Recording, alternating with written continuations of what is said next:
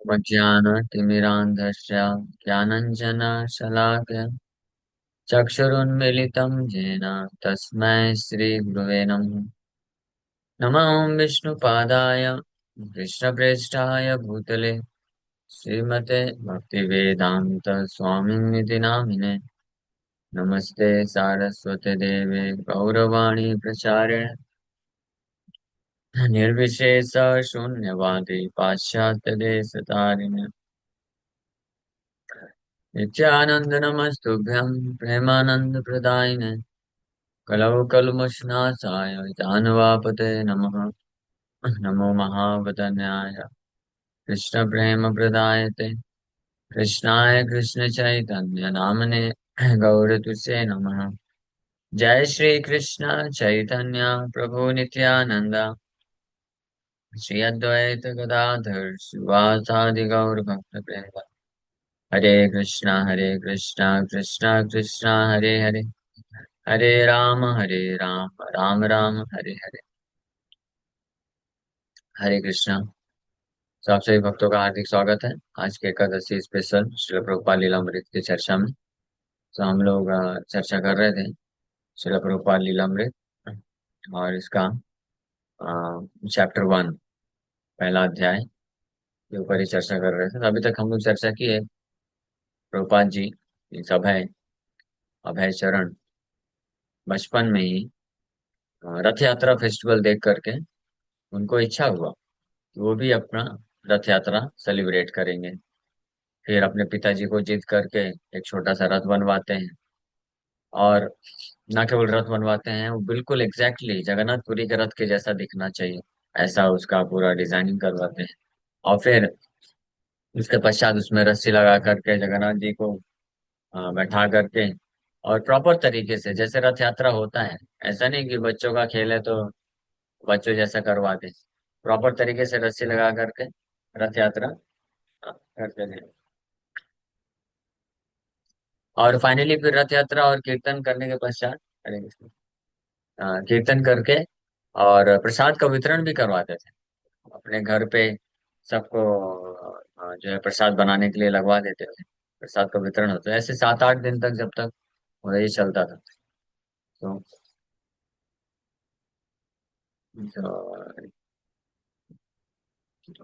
तो, बचपन में ही अभय देखा करते थे कि कितना किराया है कलकत्ता से जगन्नाथपुरी के लिए, मथुरा के लिए, और ट्रेन देखते थे और नोट करके रखते थे। और उसके लिए बचपन से ही पॉकेट मनी सेव कर करके रखते थे कि जब मेरे पास ट्रेन का किराया देने का पैसा हो जाएगा तो उसके बाद मैं एक दिन जगन्नाथपुरी जाऊंगा, मथुरा जाऊंगा। इस प्रकार से वो ऐसा सपना देखते थे कि मुझे जगन्नाथपुरी और मथुरा जाना है। So Abhay wanted to have his own cart and to perform his own Rath Yatra, and naturally he turned to his father for help. ये हम लोग कर चुके थे, खुद का रथ यात्रा रथ बनाना ये सब। और कीर्तन करते थे, भजन गाते थे, ये सारी चीजें करते थे पूरे अच्छे तरीके से। तो जब अभय लगभग 6 वर्ष के हो गए तो अपने पिता को क्या है, जैसे राधा गोविंद मंदिर जाते थे तो वहां पे देखते थे विग्रह हैं, उनका सेवा किया जाता है, श्रृंगार करते हैं, गालिन पहनाते हैं, भोग लगाते हैं। तो ये देख करके अभय जो है उन्होंने इच्छा प्रकट किया कि मेरे पास भी ऐसे विग्रह होने चाहिए। मैं भी उन ऐसे विग्रह ना विग्रह होंगे तो मैं भी उनका सेवा करूंगा। इस प्रकार से इच्छा प्रकट की। तो अब और जिद करके फिर फाइनली उनके पिताजी 6 वर्ष की उम्र में ही उनके पिताजी फिर उनको एक राधा कृष्ण का विग्रह ला करके दे देते हैं। और उनका फिर जैसे पिताजी को देखते थे डेली कि पिताजी भगवान को उठाते हैं, प्रणाम करते हैं, पूजा करते हैं, भोगा लगाते हैं, तो वैसे अपने विग्रह को भी 6 वर्ष की उम्र में ही पूजा करते थे, प्रणाम करते थे, भोग लगाते थे, ड्रेसिंग करते थे, ये सब चालू करती है राधा गोविंद देव जी का सेवा। और वो खुद से घी लैम्प वगैरह बना करके और उनको आरती करते थे और रात को फिर सुलाते भी थे पूरा। और उनकी सिस्टर बहुत तारणी माता जी, अभय की बहन, वो और अभय ये दोनों मिल करके राधा कृष्ण का जो विग्रह ला के दिए थे, उनका सेवा में अपना पूरी तरीके से समर्पित कर दिए। हाँ, बचपन में 6-7 वर्ष की उम्र में ही। और अपने दिन का ज्यादातर समय यही सब में लगे रहते थे। यानी पूरे दिन में यही चेतना रहती थी कि राधा कृष्ण उनके पास हैं, उनके लिए ड्रेस पहनाना है, ड्रेस में क्या क्या लगेगा, कैसा श्रृंगार लेना है, वो सब अरेंजमेंट करना, उनके पास बैठ के भजन गाना, कीर्तन करना। तो उनको पिताजी उनको मृदंग करताल तो सिखाई दिए थे, बचपन में सिखा दिए थे। जैसे ही हाथ पहुंच नहीं रहा है किनारे तो लगा दिए। है ना, इसमें वर्णन आया है कि मृदंग लेते थे और किसी तरीके से तो हाथ बढ़ा बढ़ा के थोड़ा थोड़ा ऐसे, छोटे बच्चे होते हैं ना, हाथ पहुंचता नहीं लेकिन फिर भी बजाने का प्रयास करते हैं, तो ऐसे कीर्तन भजन गाया करते हैं। Their brothers and sisters laughed, teasing Abhay and Bhavtani by saying that because they were more interested in the deities and in their education, they would not live long. But Abhay replied that they don't didn't care. सो उनके अन्य भाई बहन लोग कभी कभी मजाक उड़ाते थे ये दोनों का, अभय और उनकी सिस्टर भवतारिणी माता। बोलते थे कि ये लोग, आप लोग दिन भर जो है केवल राधा कृष्ण के विग्रह में ही लगे रहते हो, सेवा करते रहते हो, कुछ पढ़ाई लिखाई करते नहीं हो, ज्यादा लंबे समय तक आप नहीं चला पाओगे अपना जीवन। हाँ, तभी बोलते थे हमको कोई फर्क नहीं पड़ता, कोई लेना देना नहीं। जैसे बच्चे होते हैं ना, छोटे बच्चे खेलने में बहुत मस्त रहते हैं, तो उनके माँ बाप और लोग बोलते हैं तुम बस हमेशा खेलने में लगे रहते हो, पढ़ाई लिखाई नहीं करना है, कैसे जीवन चलाओगे अपना। बोले जीवन क्या चलाना, कोई हमको कोई फर्क नहीं पड़ता हमको।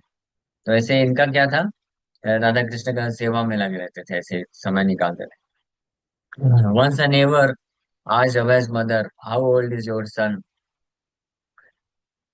So he is 7, she said, as Abhay listened with interest. He had never heard anyone discuss his age before, but now he understood for the first time, I am 7. से एक बार अभय की माता जी से किसी पड़ोसी ने पूछा कि आपका पुत्र कितने साल का है, हाँ, कितना वर्ष हो गया। तो उनकी माता ने बताया कि ये तो 7 वर्ष का है। तो अभय जो बड़े ध्यान से सुने, मैं 7, उसके पहले कभी आज तक जाने नहीं थे, सुने नहीं थे कि मैं कितने साल का हूँ। तो पहली बार जब सुने तो बड़े ही जो है समझ गए फर्स्ट टाइम कि मैं 7 वर्ष का हूँ, मैं 7 साल का हूँ। In addition to the education Abhay received at the kindergarten, to which he had at first been forcibly dragged, he also received private tutoring at home from his 5th year to his 8th. He learned to read Bengali and began learning Sanskrit. Then in 1904, when he was 8 years old, Abhay entered the nearby uh, Motilal Seal Free School on the corner of Harrison and Central Roads. सो बचपन में जब लगभग 3.5-4 साल के हुए थे, तो उनको केजी में एडमिशन कराया गया और जबरदस्ती कुछ दिन तक लेके गए। और साथ ही साथ में 5 साल से लेकर के 8 साल की उम्र तक उनके घर पे एक प्राइवेट ट्यूशन पढ़ाने के लिए कोई मास्टर आता था, जो उनको बंगाली और संस्कृत सिखाया। फिर जब 8 वर्ष के हुए तो फिर उनका एडमिशन पास में ही एक मोतीलाल सील फ्री स्कूल में करा दिया गया। So, Muttilal was a boys' school founded in 1842 by Veldi Suvarnmanik Vaishnava. The building was stone, 2 stories, and surrounded by a stone wall. The teachers were Indian and students were Bengalis from local Suvarnmanik families. Dressed in their dhotis and kurtas, the boys would leave their mothers and fathers in the morning and walk together in little groups, each boy carrying a few books and his tiffin. Inside the school compound, they would talk together and play until the clanging bell called them to their classes. The boys would enter the building, skipping through the halls, running up and down the stairs, coming out to the wide front veranda on the second floor, until their teachers gathered them all before their wooden desks and benches for lessons in math, science, history, geography, and their own Vaishnav religion and culture. तो ये school जो है, Motilal school, ये 1842 में सुवर्ण वणिक वैष्णव जो समाज के लोग थे वो चालू किए थे फ्री स्कूल। ये लोग व्यापारी थे, बड़े धनी थे, तो अपने ही समाज के बच्चों के लिए ये स्कूल चालू किए थे 1842 में। तो इस स्कूल में जो है सभी बच्चे घर घर से अपनी किताबें और टिफिन लेकर जाते थे। और टिफिन लंच के पश्चात टीचर्स, और इंडियन ही टीचर्स थे सब।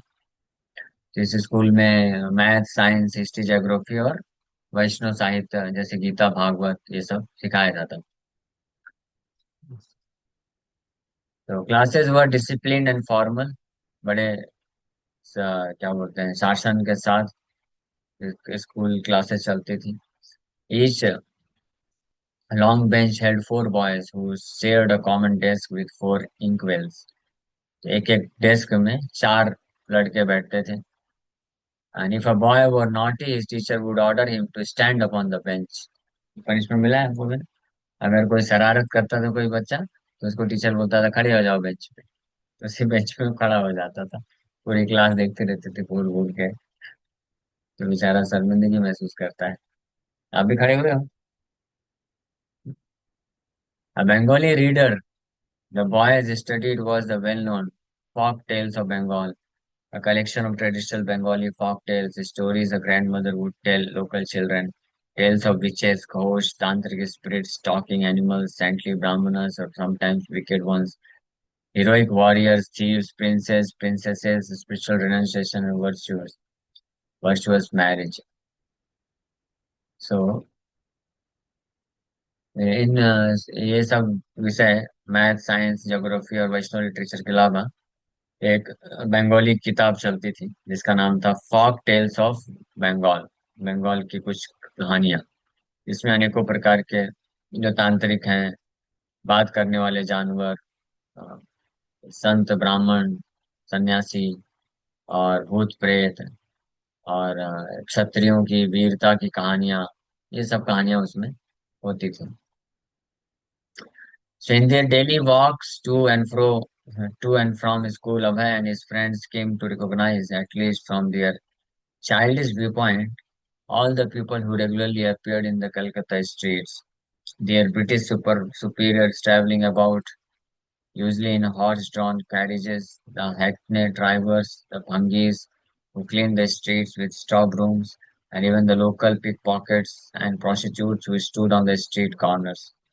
So डेली स्कूल से जब घर से स्कूल और स्कूल से घर जाने में, मार्ग में, रास्ते में अनेकों प्रकार के लोग का आवागमन होता था। तो ये देख करके वो बच्चे लोग भी उनको अब जान पहचान बढ़ने लग गई। अभी तक घर में रहते थे, जब तक 4-5 साल तक थे घर में ही। 8 साल, 7 साल तक पास में केजी स्कूल था, केजी जाते थे, तो वहां तक कंप्लीट किए 7 साल तक। उसके बाद 8वीं से एडमिशन थोड़ा जो है सड़क क्रॉस करके थोड़ा दूर हुआ। तो अब वो वास्तव में जान पाए कि कलकत्ता में और कौन कौन रहते हैं। अंग्रेज लोग भी हैं, अपने अपने गाड़ी घोड़ा में चलते हैं, कुछ सामान बेचने वाले लोग भी होते हैं, ये चोर चोर लोग भी होते हैं, पॉकेट मारते हैं। ये सब भी उनको पहचान में अभी आने लग गया। समय टर्न, इसलिए ये जो चीजें हैं बाहर निकलने से एक्सपीरियंस होता है। केवल घर में अगर जो बच्चे रह जाते हैं तो उनको फिर ज्यादा कुछ पता नहीं रहता है कि देश में, समाज में और क्या क्या चीजें होती हैं, कौन कौन रहता है।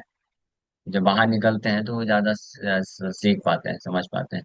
तो ऐसे भक्ति में भी अगर कोई घर में बैठ के बस भक्ति करेगा तो वो 50% ही होगा, भक्ति कंप्लीट नहीं हो पाएगा।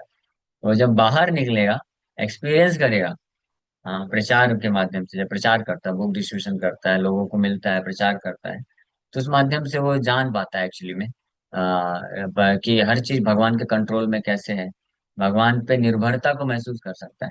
इसलिए प्रचार का कार्य बहुत महत्वपूर्ण है। स्पेशली जो बुक डिस्ट्रीब्यूशन करते हैं, तो अनेकों प्रकार के लोगों, नए नए लोग से मिलते हैं। तो उस प्रचार के दौरान एक एक्सपीरियंस होता है। हरे कृष्णा। हाँ, जैसे अनेकों प्रकार के लोगों से मिलता है व्यक्ति और डील करता है, व्यवहार करता है, और साथ में ऐसी ऐसी परिस्थितियों में जब जाता है जहाँ पे उसको कई बार भगवान पे ही निर्भर रहना पड़ता है, भगवान पे डिपेंडेंसी रहती है, तो इसको एक्सपीरियंस रियलाइज कर पाता है शास्त्रों की शिक्षाओं को। इसलिए प्रभुपाद जी एक जगह लिखते हैं, एक भागवत के एक श्लोक के तात्पर्य में, कि जो ट्रैवल करते हैं, ट्रैवलिंग करने से, यानी एक जगह से दूसरी जगह जाकर के प्रचार कार्य में लगने से व्यक्ति मानसिक रूप से सुदृढ़ होता है और ये समझ सकता है कि हर चीज भगवान के कंट्रोल में। स्पेशली प्रचार कार्य में इस प्रकार से बहुत लगता है। तो यहाँ पे बच्चे जो है बड़े हो रहे हैं धीरे धीरे, और इस बात को और रियलाइज कलकत्ता में और क्या क्या चीजें हैं इस बात को जान पा रहे हैं। So Abhay turned 10 the same year the rails were laid for the electric tram on Harrison Road। आपने देखा होगा, वो आज भी लाइन बिछी हुई है। अभी इलेक्ट्रिक ट्रैम चलती है ना, ट्रैम मालूम है, वो ट्रेन जैसा ही होता है कलकत्ता में। ऊपर से इलेक्ट्रिक ट्रेन, और रोड में ही उनकी वो बिछी रहती है, लाइन बिछी रहती है। रोड भी है, बस भी चलती है, और साइड में रेलवे लाइन भी बिछी रहती है उसी रोड में। देखा है आप, मालूम है? नहीं देखे? कलकत्ता जाइए, दिखेगा आपको इलेक्ट्रिक ट्रैम। ट्रैम बोलते हैं, ट्रेन ही है वो वास्तव में, इलेक्ट्रिसिटी से चलती है। और रोड में राइट हैंड साइड में उनका लेन रहता है, और लेफ्ट हैंड साइड में ये बसेस चलते हैं। तो साथ साथ चलते हैं ट्रेन और बस साथ में। उसको ट्रैम बोला जाता है। तो सबसे पहली बार ये जब अभय 10 साल के थे, यानी 1896 में, 1906 में ये पहली बार इलेक्ट्रिक ट्रैम करके चालू किया गया।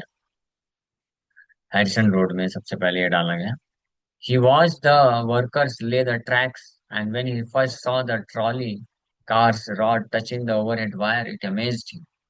ये पहली बार वो देखी अब है 10 साल की उम्र में, कि कैसे वर्कर लोग जो है लाइन बिछा रहे हैं रोड में, और उसके ऊपर एक वायर है, जिसे कनेक्ट करके ये जो कार है ये दौड़ेगी इलेक्ट्रिसिटी से। तो ये बहुत ही उनको आश्चर्यचकित किया। He dreamed of getting a stick, touching the wire himself and running along by electricity। वैसे सोचते थे कि ये ट्रेन का जो ऊपर छत है उसको टच करके दौड़ रहा है, तो मैं भी एक स्टिक लेकर के उसको टच करूंगा, फिर मैं भी ऐसे भागूंगा। And running along by electricity, yeah। Although electric power was new in Calcutta and not widespread, only the wealthy could afford it in their homes। Along with the electric tram came new electric street lights, carbon arc lamps, replacing the old gas lights। Abhay and his friends used to go down the street looking on the ground for the old used carbon tips which the maintenance man would leave behind। When Abhay saw his first gramophone box, he thought an electric man or a ghost was inside the box singing। हाँ, तो सबसे पहले electricity जो है कलकत्ता में जब आई, तो अमीर लोग ही के घर में, वो लोग इतना महंगा था कि केवल अमीर लोग ही अपने घर में रखते थे। लेकिन स्ट्रीट में भी आ गया, सड़कों में जो स्ट्रीट लाइट्स होते थे, लैम्प। तो पहले ये गैस लाइट होते थे, जलाए जाते थे, लेकिन बाद में फिर इलेक्ट्रिक लाइट चालू हुआ। ये पहली बार जब 10 साल के हुए, मतलब 1906 के आसपास चालू हुआ। तो बड़े ही आश्चर्यचकित होकर के वो देखते रहते थे उधर। और जब पहली बार ग्रामोफोन बॉक्स लेके आए, ग्रामोफोन बॉक्स मतलब रेडियो जैसा, पहले ग्रामोफोन होता था। तो अबे सोचते थे कि इसके अंदर लगता है कोई इलेक्ट्रिक मैन है, व्यक्ति है, या कोई भूत इसके अंदर घुसा हुआ है और वो गाता है। ऐसा वो सोच के आश्चर्यचकित होते थे। So I like to ride his bicycle down the busy Calcutta streets. Although when the soccer club had been formed at school, he had requested the position of Golio so that he wouldn't have to run. He was an avid cyclist. A favorite ride was to go south towards Dalhousie Square with its large fountains spraying water into the air. That was near Raj Bhavan, the Viceroy's mansion, which Abhay could glimpse through the gates. Riding further south, he would pass through the open arcs of the Maidan, Calcutta's main public park, with its beautiful green flat land spanning out towards uh, Chavarangi, and the stately buildings and trees of the British Quarter। ये phone, ये बात करता है तो।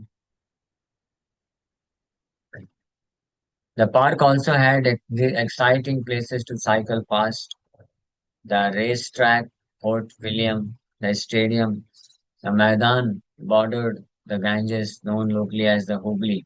हुगली नदी है वहां पे कलकत्ता में, जिसके ऊपर बहुत बड़ा ब्रिज बना हुआ है। गंगा नदी ही हुगली के नाम से विख्यात है। Sometimes Abhay would cycle home along its shores. Here he saw numerous bathing ghatas with stone steps leading down into the Ganges and often with temples at the top of the steps. There was a burning ghat where bodies were cremated, and close to his home a pontoon bridge that crossed the river into the city of Howrah. तो जब थोड़े और बड़े हुए अबे, तो उनको cycle दिया गया, साइकिल चलाते थे। और उनका बहुत ही फेवरेट था ये साइकिल चलाना। और कभी कभी कई कई किलोमीटर साइकिल चलाते हुए निकल जाते थे घर से। और घर से दक्षिण की तरफ, कलकत्ता, दक्षिण कलकत्ता की तरफ जाते जाते ये वायसराय का जो महल होता था, वहां से होके निकलते थे। वो चारों तरफ से बाउंड्री होती थी, लेकिन गेट से दिखता था कि वो फव्वारा चलता रहता है। ये सब देखते थे और उससे और आगे निकल के ये हुगली नदी के पास जाते थे, उसके ब्रिज से क्रॉस करके देखते थे अनेकों अनेकों घाट बने हुए हैं, लोग स्नान कर रहे हैं। इस प्रकार से अनेकों स्थान से गुजरते हुए, साइकिल चलाते हुए ये सब देखते हुए जाते थे और फिर वापस घर आते थे। तो ये इस प्रकार से अब है साइकिल चलाना, उनको एक शौक था। At age 12, though it made no deep impression on him, Abhay was initiated by a professional guru. The guru told him about his own master, a great yogi who had once asked him, "What do you want to eat?" Abhay's family guru had replied, "Fresh pomegranates from Afghanistan." All right, the yogi had replied, "Go into the next room." And there he had found a branch of pomegranates ripe as if freshly taken from the tree. A yogi who came to see Abhay's father said that he had once sat down with his own master and touched him, and had then been transported within moments to the city of Dwarka by yogic power. So 12 वर्ष के जब हुए अभय, तो उनके पिताजी एक professional गुरु हुए। Professional गुरु के द्वारा उनका दीक्षा करा देते हैं, जिसका कोई खास उनके हृदय में प्रभाव नहीं पड़ा। उससे ज्यादा आकर्षित नहीं हुए वो। लेकिन वो गुरु जो है एक योगी था, एक महान योगी था, बहुत योगिक सिद्धियां थी उसके पास। दीक्षा के समय अभय को बोला कि आपको क्या खाना है। तो अभय's फैमिली गुरु had replied। तो वो फिर जो गुरु आया था वो खुद ही बोला कि लो, मैं आपको अफगानिस्तान के अनार खिलाता हूँ, जाओ दूसरे रूम में रखे हुए हैं, जाके लेके आ जाओ। तो जब गए तो देखे सच में बड़े ताजे ताजे अफगानिस्तान के अनार रखे हुए थे। और योगिक सिद्धियां होती हैं, इसको बोलते हैं आ, अणिमा लघिमा प्राप्ति। अणिमा लघिमा प्राप्ति सिद्धि। प्राप्ति सिद्धि के द्वारा आप एक स्थान में बैठ करके कहीं से भी आप ला सकते हैं चीजें। प्राप्ति सिद्धि अगर आपको आ गई, तो आप यहाँ पे बैठ के स्विस बैंक से सारा पैसा निकाल सकते हैं। लेकिन निकालने के बाद भी पकड़े जाएंगे तो पुलिस भी जेल में भी डाल देगा, वो अलग बात है। लेकिन आप ला तो सकते हैं। ये सिद्धियां होती थी पहले, कलयुग में बहुत दुर्लभ है। कलयुग में भी कुछ कुछ जो बहुत रेयर, लाखों करोड़ों में कोई एक आध होते हैं जिनके पास सिद्धि आ जाते हैं। तो वो जो गुरु जो दीक्षा दिया अभय को, तो वो बताया कि अपना एक्सपीरियंस भी बताता था कि वो भी अपने गुरु, वो भी एक महान योगी थे, कैसे उनके द्वारा जो बात, कैसे उनके द्वारा वो, जो उनको स्पर्श करने से उनके साथ वो द्वारका सिटी चला गया था स्नान करने के लिए। ऐसे भी योगी होते हैं एक ही टाइम पे। हाँ, वो जो है जब डुबकी मारते हैं प्रयागराज में, तो निकलेंगे फिर द्वारका से, फिर वहां डुबकी मारेंगे तो फिर और साउथ में कहीं निकलेंगे, फिर वहां से ऐसे चारों जगह जो मेन मेन स्थान में एक ही डुबकी मार मार के निकल के स्नान कर लेते। ऐसे योगी आज के समय में मुश्किल है ऐसा मिलना, लेकिन होंगे भी सारे का, तो हो भी सकता है। लेकिन ये सब का कोई मतलब नहीं है। अभय ये सब से इतना आकर्षित नहीं थे, वे समझते थे कि ये सब क्या है, ये भी भौतिक ही है, इसका कोई मतलब नहीं। क्योंकि अभय को हालांकि दीक्षा पिताजी करा दिए, बहुत योगी है, फेमस था, तो करा दिए, लेकिन वास्तव में वो तो वैष्णव थे। तो वैष्णव थे तो गीता भागवत चैतन्य चरितमृत पढ़ते थे। तो इसलिए उनको ये तो ज्ञान था कि वास्तविक सिद्धि क्या है, वास्तविक सिद्धि है कृष्ण की भक्ति प्राप्त करना। इसलिए अभय उनसे ज्यादा आकर्षित नहीं हुए, बस ऐसे नाम मात्र के लिए दीक्षा हो गया। So Gaur Mohan did not have a high opinion of Bengalis' growing number of so-called sadhus, the non-devotional impersonalist philosophers, the demigod worshippers, the ganja smokers, the beggars. But he was so charitable that he would invite the charlatans into his home. Every day, Abhay saw many so-called sadhus as well as some who were genuine, coming to eat in his home as guests of his father. And from their words and activities, Abhay became aware of many things, including the existence of yogic powers. At a circus, he and his father once saw a yogi tied up hand and foot and put into a bag. The bag was sealed and put into a box, which was then locked and sealed. But still the man came out. Abhay, however, did not give these things much importance compared with the devotional activities his father had taught him, his worship of Radha Krishna and his observance of Rath Yatra. जैसे कलकत्ता में अनेकों प्रकार के साधु संत हुआ करते थे। कुछ उसमें से अच्छे भी थे और कुछ गांजा पीते थे, कुछ भिखारी जैसे रहते थे, कुछ लोग योगी थे। तो इस प्रकार से तो हालांकि अभय के पिताजी गौर मोहन जो खुद की शुद्ध वैष्णव थे, तो कभी इस प्रकार के जो भक्ति विहीन साधु लोग थे, योगी साधु थे, उनको कभी वो पसंद नहीं करते थे, अप्रिशिएट नहीं करते थे मतलब। लेकिन फिर भी गृहस्थ धर्म होने के कारण जब वैष्णव साधु नहीं मिलते थे तो वो उन लोगों को भी बुला लेते थे घर पे और खिलाते थे, उनसे आशीर्वाद की कामना करते थे।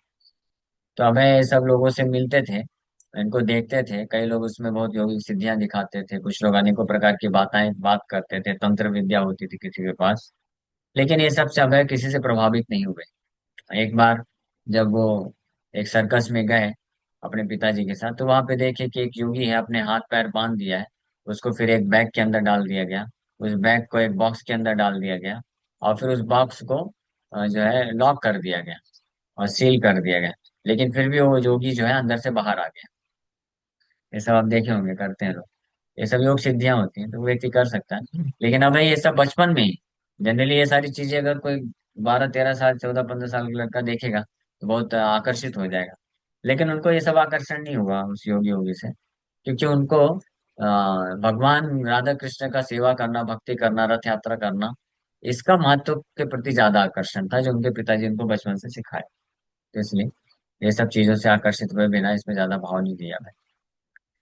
ओके, ठीक है, तो समय हो गया, यहीं पे विराम करेंगे। Thank you very much.